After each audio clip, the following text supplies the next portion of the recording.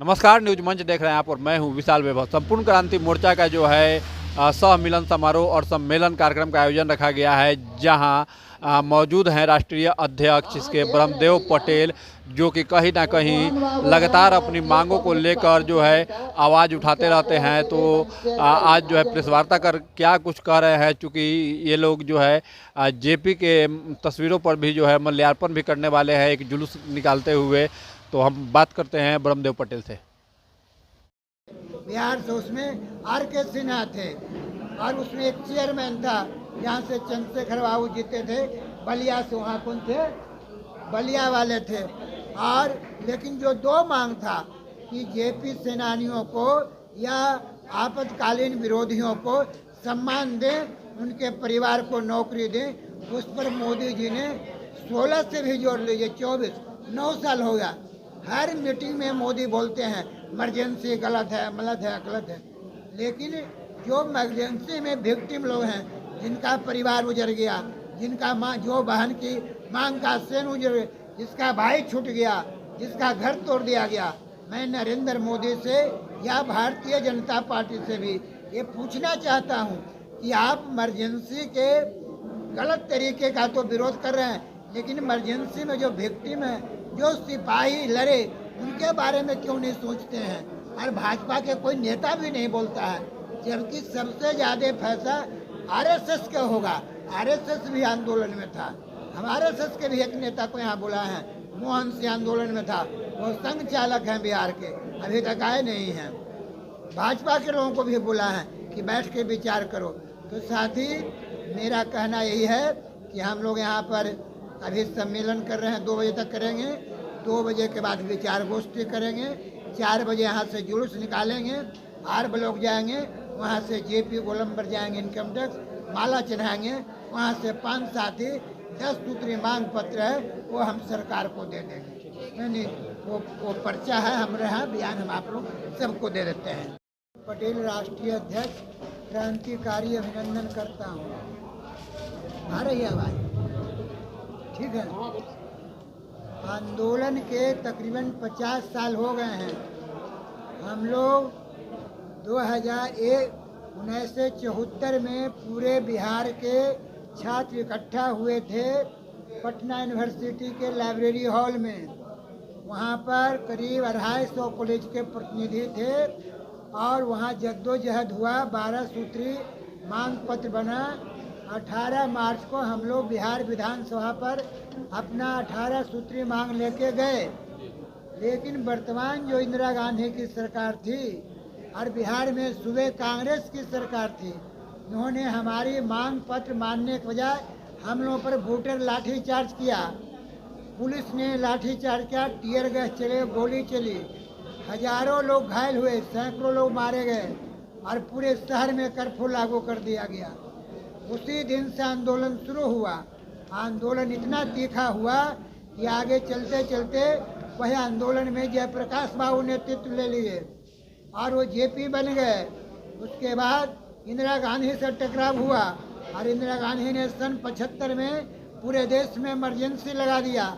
कोई पत्रकार बोल नहीं सकता है, कोई पढ़ नहीं सकता है, कोई नारा नहीं लग सकता है, कोई जुलूस नहीं निकाल सकता है, कोई मीटिंग नहीं कर सकता है। जेपी ने जसलोक अस्पताल से एक खत लिखा, बिहारियों के नाम अपील कि चिंगारी को जलाए रखो, एक दिन अंधर आएगा पूरे जंगल को जला देगा। हम लोग आंदोलन को जारी रखे, तब हमारे हजारों क्या लाखों विद्यार्थी जेल में गए। पूरे हिंदुस्तान को आप देख सकते हैं, उत्तर में कश्मीर है और दक्षिण में कन्याकुमारी है, पूर्वांचल में त्रिपुरा है, नागालैंड है और पश्चिम में कच्छ की, जो भारत की मानचित्र है भारत माँ का। पूरे देश में आंदोलन तेज हो गया और इंदिरा गांधी से हलोरे ले लगा। इंदिरा गांधी ने 25 जून की आधी रात को, उन्हें 26 जून को एक काला अध्याय जारी किया, इमरजेंसी लागू कर दिया कि इस आंदोलन से देश को खतरा है।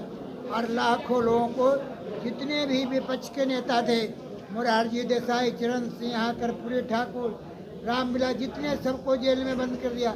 हम विद्यार्थियों को जेल में बंद कर दिया गया।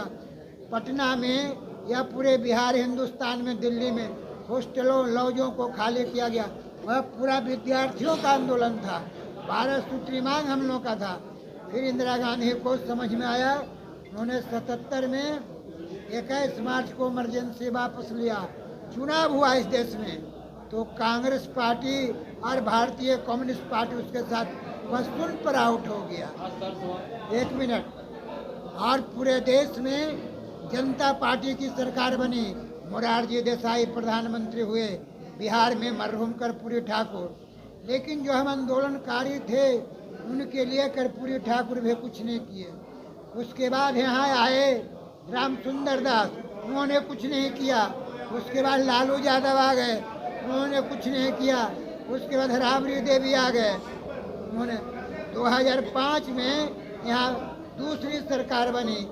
ये नीतीश कुमार, लालू यादव भी आंदोलन में थे, नीतीश कुमार भी आंदोलन में थे। ये हमारे सब मित्र हैं। 11 आदमी की हम लोग की स्टीयरिंग कमेटी थी। हम ब्रह्मदेव पटेल उस स्टीयरिंग कमेटी के ही मेंबर हैं। ये कहा उधर हल्ला करा, बंद करे कहीं तो ये पसरा कि जो इमरजेंसी में जेल में थे या जो भूमिगत थे उनको हम सम्मान देंगे। तो हम लोगों ने आपस में बैठक किया।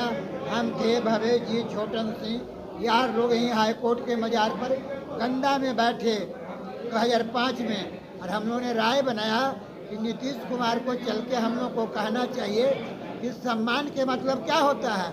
आप हिंदू हो या मुसलमान, सिख हो या ईसाई, सम्मान के मतलब होता है उनको कुछ आपको दर्व देना होगा। नीतीश कुमार को हम लोगों ने जाके कहा और पेपर के माध्यम से कहा कि आपको सम्मान के मतलब, कोई गरीब आदमी है दुनिया कोई जाता है तो 5 रुपया दे देता है सम्मान में, कपड़ा धोती लेते हैं। और अगर कोई बड़ा आदमी है, इंदिरा गांधी अपने बहन के शादी में वो दे दिया था कामाख्या नगर हेलीकॉप्टर ही। तो बाद में नीतीश कुमार ने 5 आदमी की कमेटी बनाई और तब तय हुआ कि 6 महीने से जो ज़्यादा जेल में हैं, मिसा में या DI में, उनको हम 2500 रुपया देंगे। और जो कम है उनको उनसे ज़्यादा हैं 5000 देंगे। लेकिन भूमिगत को कुछ नहीं दिया। तो हम लोग आंदोलन तेज रखे।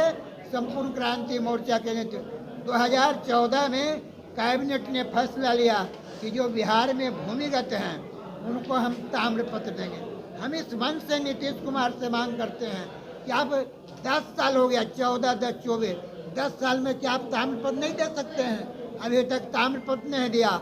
लेकिन संपूर्ण क्रांति मोर्चा का मांग है कि भूमिगत हो या जेल बंदी हो, दोनों को एक समान बिहार सरकार 25,000 रुपया दे। दूसरा, नरेंद्र मोदी से मांग है साथी कि 2016 में हम लोग राजगिरी में सम्मेलन किए थे। हम लोग 5 आदमी दिल्ली गए थे। यही रविशंकर ने टाइम दिलाया, दोस्त हैं, वो भी आंदोलनकारी हैं।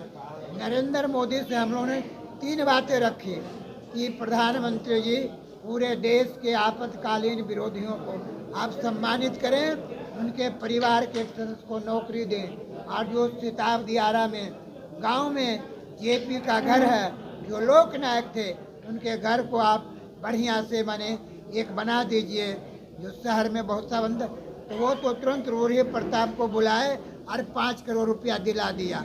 वहाँ